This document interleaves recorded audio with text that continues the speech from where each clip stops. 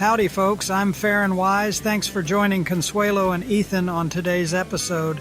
We're pretty sure you'll find it interesting. While you're watching, please take a moment to like our video and make a comment. Also, if you're not already, please subscribe to our channel and click the notifications bell to make sure you're informed when we release each new episode. Now, let's get on with today's program. Okay, so imagine this. You're on the hunt for one of John Collins Black's treasure chests, right? These things could be worth millions. We're talking serious treasure, and you think you've got a crucial clue figured out. But there's a twist. You're part of a team. Ooh, tricky. What's the smart move? Spill the beans and risk someone else racing to the treasure first. Or keep it hush-hush and go solo. It's a real head-scratcher for treasure hunters. And that's exactly why we're diving into game theory today, to help us figure out how to handle these tough calls. You know what's really interesting about JCB's treasure hunt? It's like a massive real-life strategy game. You've got players, you've got competition people working with limited information and the stakes. Super high game theory gives us this framework to understand how to make the best decisions in that kind of environment. So it's not just about deciphering those clues, it's about understanding the whole strategic game that's going on behind the scenes. Exactly. You have to think ahead, anticipate what your rivals might do, and make choices that give you the best chance of winning. One of the most relevant concepts here is the Stag Hunt Dilemma, a classic game theory scenario that perfectly reflects the challenges treasure hunters face. Okay, so let's break down this stag hunt thing. How does it actually work? Picture two hunters. They can choose to cooperate, hunt a stag together, or they can go solo and hunt rabbits, the stag. That's the big prize. But it takes teamwork rabbits. Easy to catch on your own, but not as valuable. If both hunters go for the stag, they both win big. But if one goes for a rabbit while the other's focused on the stag, the rabbit hunter gets a small reward.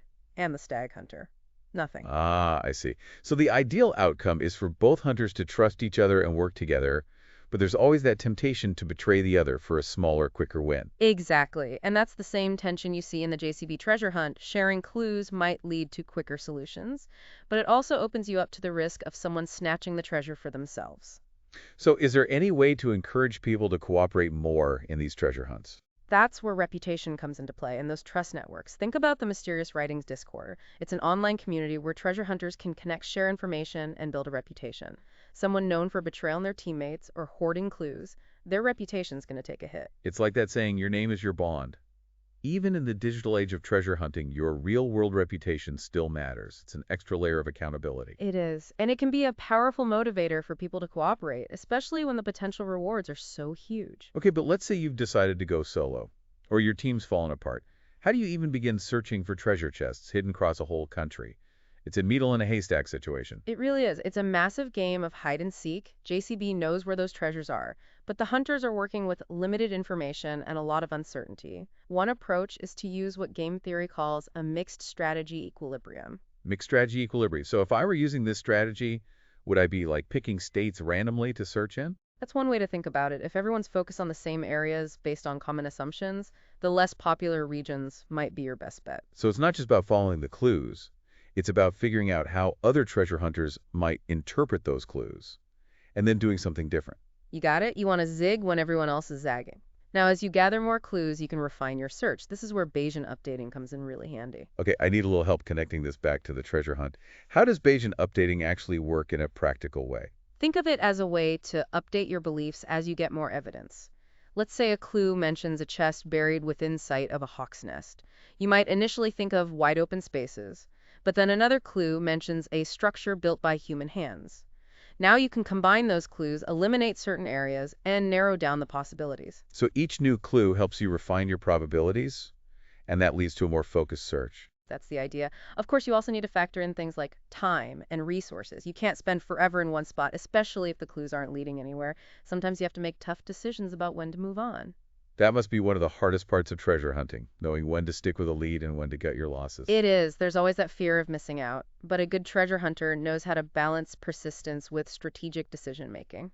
Okay, so what about those who decide to stick with a team? How does cooperative game theory come into play? Teams have a lot to consider. They need to figure out the best way to divide tasks, who's best at what, and how to share information effectively. It's like figuring out who's the history buff, Who's the code breaker and who's the best at navigating through rough terrain? Exactly. And then there's the big question, what happens if the team actually finds the treasure? How do you make sure everyone gets their fair share? That's where things can get complicated, especially when you're talking about large sums of money. Absolutely. You need a system for dividing the rewards that everyone sees as fair and equitable. Otherwise, you risk a resentment conflict and the whole team could fall apart.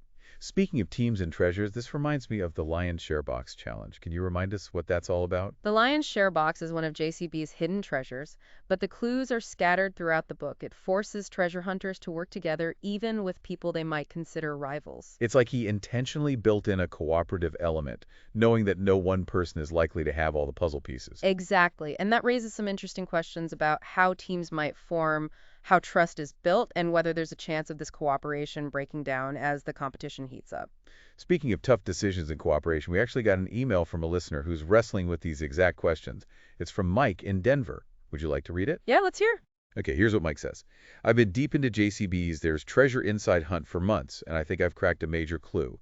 The problem is I'm part of a treasure hunting group, and I'm torn about whether to share my discovery. The classic Stag Hunt Dilemma in action. Right, and Mike goes on to say, if I share the clue, we might find the treasure faster. But what if someone in the group betrays the team and goes for it alone? I've seen some shady things happen in past treasure hunts. He wants to know, what's the game theory approach to this? Should I trust my assume or keep my discovery a secret? Mike's in a tough spot. He's basically caught between the potential benefits of working together and the very real risks of getting betrayed. He does mention that he mostly trusts his group. I wonder if that mostly is what's really giving him pause. That's a good point. It suggests there's some uncertainty, which is completely understandable in this kind of high-stakes game. So how can game theory help Mike navigate this? Well, we need to figure out what's at stake for Mike and what his goals are. Is his main priority to find the treasure no matter what, even if it means going solo? Or does he value the teamwork and the thrill of the hunt, even if it means taking on more risk? Those are some big questions, and they really get to the heart of what motivates treasure hunters. It's not just about the money, is it? It rarely is. For a lot of people, it's about the challenge, the adventure, the excitement of the chase, and the satisfaction of solving a really complex puzzle. And those things are often best experienced with others. So how can Mike weigh the potential risks and rewards of sharing this clue? Are there any examples from past treasure hunts that could shed light on this? There are tons. We've got a long history of treasure hunts, and we've seen plenty of examples of both successful collaborations and epic betrayals. We'll dive into those after a quick break. Stay with us.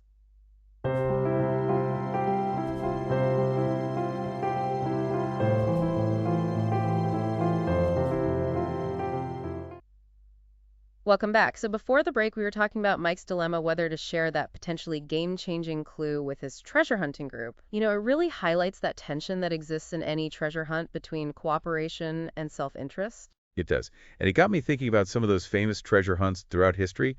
Weren't there cases where alliances crumbled because of mistrust and greed? Absolutely. Take the story of the Oak Island Money Pit, for example. It's been a treasure hunter's obsession for centuries, with stories of pirate booty and Templar secrets. And over the years, so many groups have formed trying to solve the island's mysteries, but so many of them have fallen apart because of arguments inside the group, often over things like how to proceed with the search or how to split up any potential treasure. So even when everyone has the same goal, human nature can sometimes get in the way. It makes you wonder if there are any strategies to build trust and kind of minimize those risks. That's the key question, and game theory can actually offer some helpful insights. One approach is to think about what are called conditional alliances. These are like temporary partnerships created for specific purposes. Like short-term collaborations. Exactly. So in treasure hunting, this could mean sharing certain clues or resources while keeping your most valuable insights close to your chest. Okay, so it's like a delicate dance between cooperation and self-preservation. You're helping each other out, but you're also always looking out for your own interests. Precisely. It's all about finding that sweet spot where both sides benefit from working together, but they're also protected from being taken advantage of. And this makes me think about how JCB designed his treasure hunt. He said publicly that he wants to encourage people to participate and make the puzzles solvable, but he also loves throwing in red herrings and misdirection to make things more challenging. It's like he's playing a metagame with the treasure hunters, testing their ability to sort out the real clues from the fake ones, and this is where another game theory concept comes in, misinformation tactics. Misinformation tactics. Wait, are treasure hunters actually using this kind of stuff? Oh yeah, more than you might think. Planting fake clues or spreading rumors can be a pretty effective way to throw your rivals off track and gain an edge. Wow, it takes that whole all's fair in love and war thing to a whole new level. But how can you even tell if you're being tricked? That's the tough part. It requires thinking critically, being skeptical, and double-checking your information. Don't believe everything you hear, especially if it sounds too good to be true. So basically, be a detective, question your assumptions, and look for anything that doesn't add up. Exactly. You're piecing together a puzzle, but some of those pieces might be intentionally designed to lead you astray. Okay, but let's say you've managed to avoid all the misinformation traps, and you've got some solid leads. How do you actually find these treasure chests? It's a huge country. It is, and that's where technology becomes really crucial for modern treasure hunting. JCB himself has even said that treasure hunters need to be tech-savvy to solve his puzzles. So we're not just talking about old maps and compasses anymore. Not even close. Think geographic information systems or GIS satellite imagery, mapping, overlays, historical data analysis, and even spectral analysis of the book itself. Hold on, spectral analysis. What is that exactly, and how could it possibly be used in a treasure hunt? It's a technique used to analyze the properties of light. Some treasure hunters believe that JCB might have embedded hidden messages or codes within the illustrations, or even the paper of his book itself. And these hidden things can only be revealed using special equipment. That's wild. It sounds like something straight out of a spy movie. It really does, and it shows how treasure hunting is evolving with technology. It's not just about deciphering riddles anymore, it's about using every tool you've got to uncover hidden patterns and insights. Okay, but even with all the tech in the world, you still need a solid strategy. We talked about mixed search strategies before, but are there any other game theory concepts that treasure hunters should know about? Definitely one that comes to mind is the concept of Nash equilibrium. Refresh my memory, what exactly is a Nash equilibrium and how does it apply to a treasure hunt? Simply put, a Nash equilibrium is a situation where no player can improve their chances of winning by changing their strategy alone, assuming everyone else sticks to their current plan. It's like a point of balance where everyone is doing the best they can based on what others are doing. So if we're talking about JCB's treasure hunt, would this mean there's a certain way hunters are spread out across different locations, a sort of balance where everyone feels like they have a fair shot at finding a chest? That's one way to look at it, but it's not a fixed thing. It's a dynamic equilibrium constantly shifting as new information comes out and treasure hunters adjust their plans. This makes me think of how JCB designed the Lion's Share Box Challenge. He basically forced cooperation by putting clues in different chapters. Could that, in a way, lead to a Nash equilibrium where teams realize they're better off working together than against each other? That's an interesting thought. It's definitely possible that as hunters dig deeper into the Lion's Share Box Challenge, they'll see that the best strategy is to team up and share information. It's unlikely any single team will have every piece of the puzzle, so cooperation becomes really important. It creates this fascinating dynamic where competition and cooperation are kind of intertwined. You're rivals, but you also need each other to succeed. Exactly, and that's one of the things that makes JCB's treasure hunt so brilliant. It's not just about the treasure, it's about exploring human behavior, strategic thinking, and that delicate balance between competing and cooperating. It's a reminder that even in something as individualistic as treasure hunting, there's often a social element, a need for trust, and the possibility for unexpected partnerships. For sure, and as we've seen, game theory can help us understand these dynamics and make smarter decisions, whether we're part of a team or going solo. So what are some key takeaways from game theory that our listeners can use in their own treasure hunting strategies? What are the most important things to remember as they go on this adventure? First things first, be aware of the strategic game that's going on. It's not just about finding clues. It's about understanding what drives your rivals and what moves they might make. Think like a game theorist. That's a great starting point. What else? Second, don't be afraid to change your strategy as things unfold. New information comes out, alliances change, and what might have been a good plan yesterday might not be the best one today. Be flexible and ready to switch gears if you need to. So it's not just about having a plan, it's about knowing how to adapt that plan on the fly. Exactly. And third, remember that information is king in treasure hunting. Be strategic about what you share, when you share it, and who you share it with. It's like playing poker. You need to know when to hold your cards and when to reveal your hand. Right on. And lastly, embrace all the technology out there, GIS tools, mapping, software, historical databases, even spectral analysis. All of these can be powerful tools in your quest for treasure. It's like having a whole team of digital helpers working behind the scenes to help you crack the code. It really is. And like we talked about, JCB designed his treasure hunt in a way that encourages using technology. He wants hunters to push the limits, to be creative, and to use every resource they've got. So to all you treasure hunters out there, the message is pretty clear. Be strategic, be adaptable, be tech savvy, and get ready for a wild ride. You got it. Treasure hunting is not for the faint of heart. It's tough and often frustrating. But for those who are persistent, resourceful, and maybe you're a little lucky, the payoff can be huge. And as we've discussed, learning about game theory can give you a real advantage in this exciting and unpredictable game. So stay sharp, trust your gut, and never give up on the thrill of the chase. That's awesome advice. We covered a lot in this deep dive, but we're not quite finished yet. We've still got one more segment where we'll be answering your questions and looking at some more strategies for using game theory on the JCB treasure hunts. Stick around.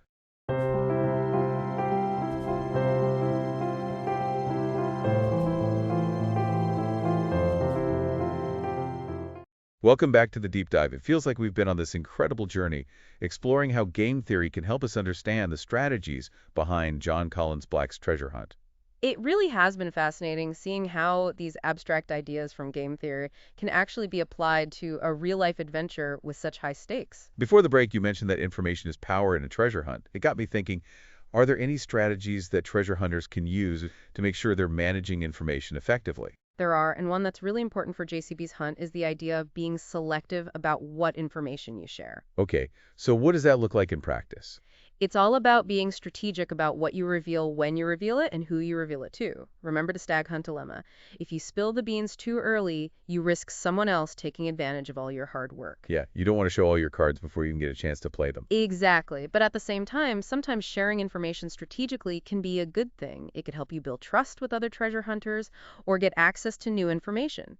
Maybe even form temporary alliances to tackle certain challenges together. So it's a balancing act, knowing when to keep things secret and when to share.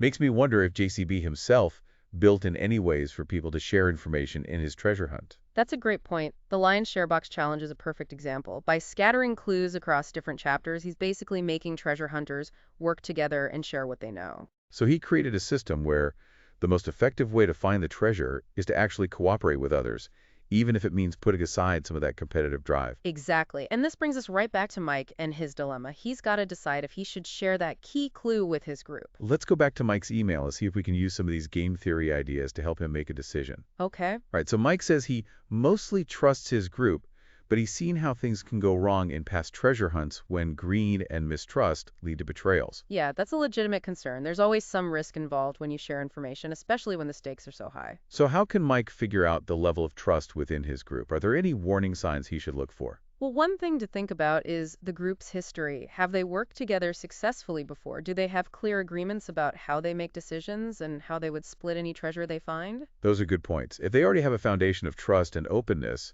Mike might feel better about sharing what he's discovered. Definitely. He should also consider the individual people in the group. Are they known for being trustworthy? Do they have a reputation for playing fair? So it sounds like Mike needs to do a little investigating not just about the treasure hunt, but also about the people he's hunting with. He does. And if, after thinking it through carefully, he still has doubts, it's perfectly fine to hold back for a while. So it's okay to be strategic and protect your own interest. You can still be a team player. Exactly. Remember, treasure hunting is a strategic game, and sometimes the smartest move is to wait, watch, and gather more information before making a decision. That's great advice for Mike and for anyone out there treasure hunting. It's a good reminder that even though teamwork can be powerful, it's also important to be smart and look out for yourself. It is, and at the end of the day, the choice to share or keep information to yourself is a personal one. There's no right or wrong answer, only calculated risks and potential rewards.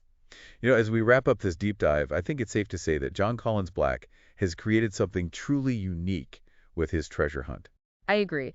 It's a game that challenges us on so many levels, intellectually, strategically, and even ethically. It's a reminder that treasure hunting isn't just about finding riches. It's about the excitement of the search, the joy of solving puzzles, and the human stories that unfold along the way. It's about pushing ourselves to our limits, exploring new territories, and understanding the complex relationship between competition, cooperation, and the pursuit of a shared goal. To all the treasure hunters listening, keep your minds sharp, your spirits high, and your eyes on the prize. And remember, sometimes the greatest treasures are the ones we find within ourselves during the journey. Beautifully said. Who knows, maybe someone listening right now will be the one to crack the code, find the treasure, and become a legend in the world of treasure hunting. Now, that's a legacy worth chasing. Thanks for joining us on this deep dive into the world of John Collins Black's treasure hunt and the fascinating lessons we can learn from game theory. Until next time, happy hunting. And that wraps up this episode of the Deep Dive. We hope you found it insightful, entertaining, and maybe even a little bit inspiring.